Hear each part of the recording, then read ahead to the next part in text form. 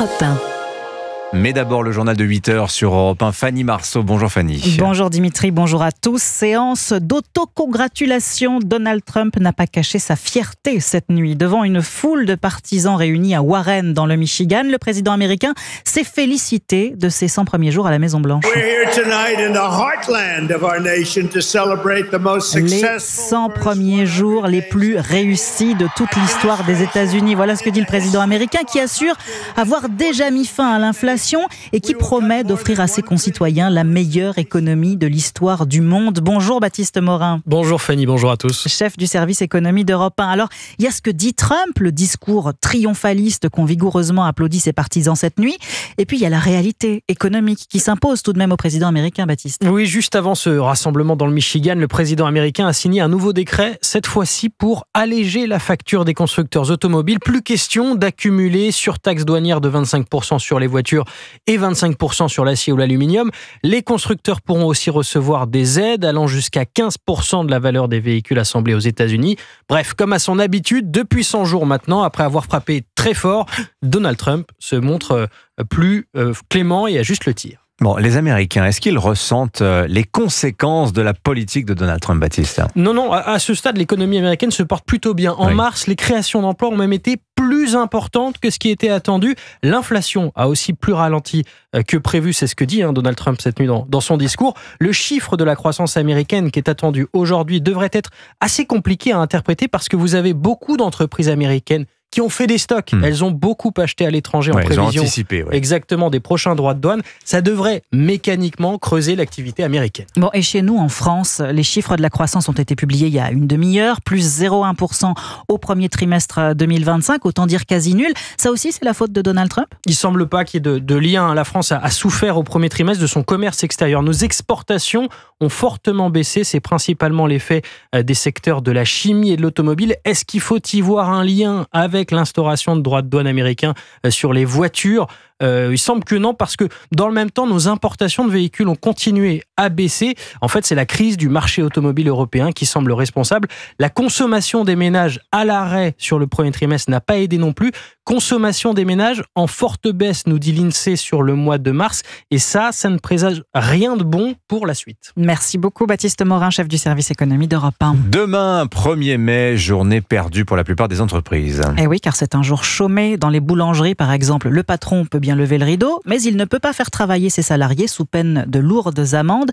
Une proposition de loi sénatoriale suggère d'assouplir la loi afin que ceux qui peuvent ouvrir le dimanche, comme les boulangers mais aussi les fleuristes, puissent aussi le faire le 1er mai. Car pour le moment, Barthélémy Philippe, les règles sont strictes pour ce jour très particulier.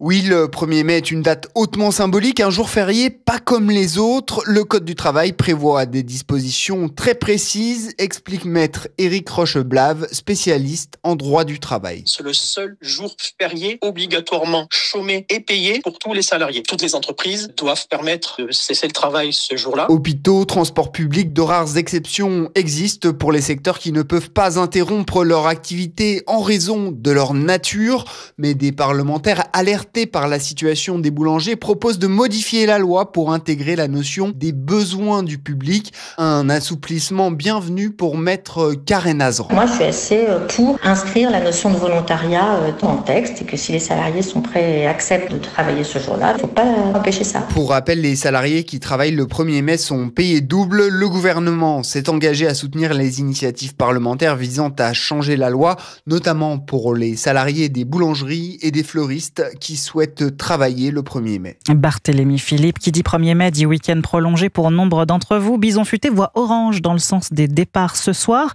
On rappelle cependant qu'il y a bien école vendredi, pas de pont pour les élèves cette année. Oui, et idem le 9 mai la semaine prochaine.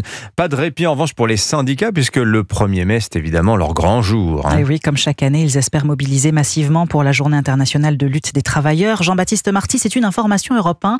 150 rassemblements sont prévus partout en France, entre 100 000 et 150 000 manifestants attendus au total, dont 15 000 à Paris, et les autorités craignent des débordements. Effectivement, avec la présence de Black Bloc, entre 200 et 400 à Paris, selon les informations d'Europe 1, des manifestants violents vêtus de noir placés en tête de cortège, parmi eux des Italiens, mais aussi des Allemands spécialement venus pour affronter les forces de l'ordre. Des appels à déborder le dispositif pour un 1er mai explosif sont actuellement relayés sur les réseaux sociaux.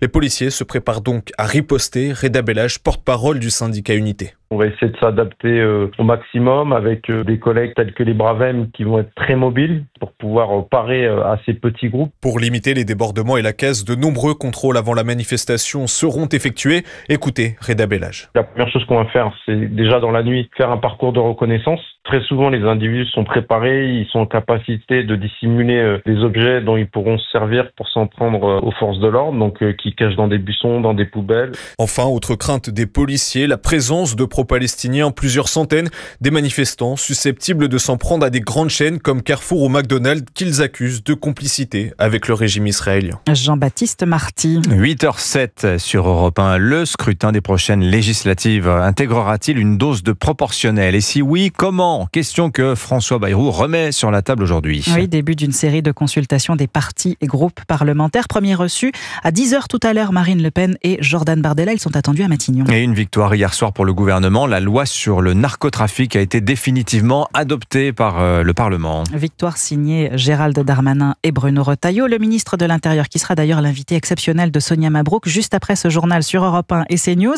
Et alors qu'il achève sa campagne pour la présidence des Républicains, un autre défi électoral pourrait se dessiner pour lui. Pourquoi pas un duo avec Édouard Philippe? C'est ce que suggèrent certains proches du maire du Havre, qui apparaît dans les sondages comme le mieux placé face au RN dans la course à l'Élysée, Arthur Delaborde. Édouard Philippe à l'Élysée, Bruno Retailleau à Matignon. Ce scénario séduit l'entourage de l'ancien Premier ministre. Les deux hommes s'estiment et entretiennent de bonnes relations.